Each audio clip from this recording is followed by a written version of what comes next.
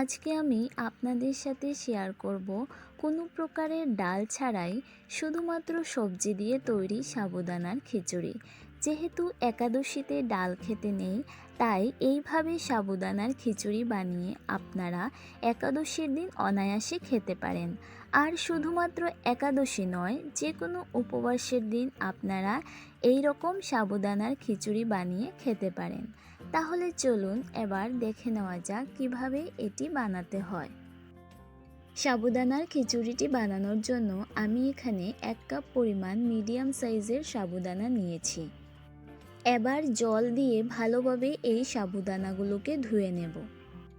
সাবুদানাকে ভালোভাবে ধুয়ে নিয়ে আমি এর মধ্যে আবারও 2 কাপ পরিমাণ জল অ্যাড করে দিচ্ছি।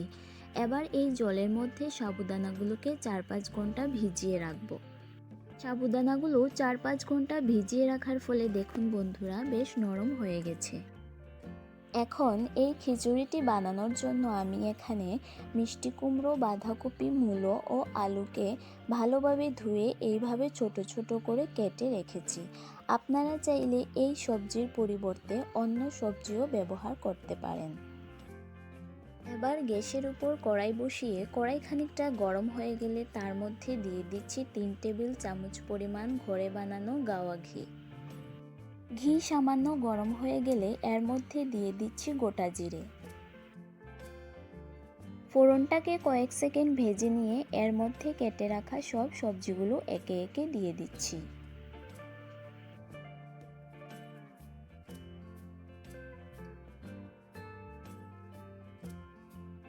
এবার সামান্য নাড়াচাড়া করে সব সবজিগুলোকে ঘিয়ের সাথে ভালোভাবে মিশিয়ে নিচ্ছি।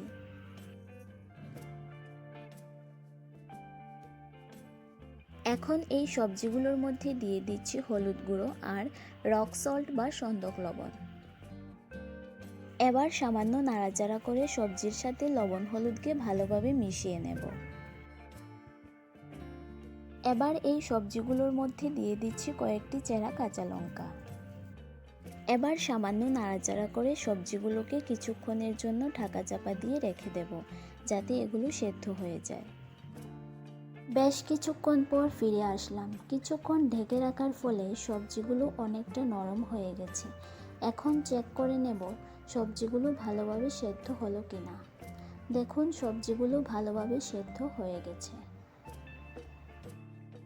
এই পর্যায়ে আমি সবজিগুলোর মধ্যে ভিজিয়ে রাখা সাবুদানাগুলো দিয়ে দিলাম।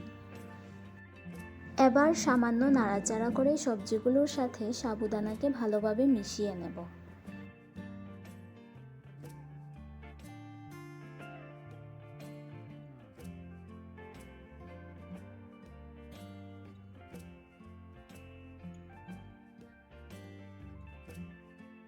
ভালোভাবে মিশিয়ে এবার এর মধ্যে দিয়ে দিচ্ছি পরিমাণ মতো জল। এবার আমি গ্যাসের আঁচটাকে বাড়িয়ে দিয়ে অনবরত নাড়াচাড়া করে কিছুক্ষণ রান্না করে নেব। এই পর্যায়ে অনবরত নাড়াচাড়া করতে হবে, তা না হলে সাবুদানা কড়াইয়ের তলায় লেগে যাওয়ার ভয় থাকে।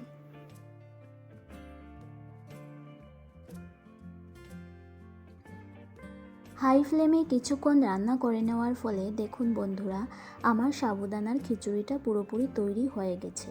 এবার এটিকে নামিয়ে নেব। তৈরি করে নিলাম সাবুদানার খিচুড়ি। ডাল ছাড়া শুধুমাত্র সবজি আর অল্প মশলা দিয়ে তৈরি এই সাবুদানার খিচুড়িটি যদি আপনাদের ভালো লেগে থাকে, তাহলে যে কোনো একাদশী বা উপবাসের দিন আপনারাও এটি বাড়িতে ট্রাই করে দেখতে পারেন। খেতে কিন্তু দারুণ লাগে।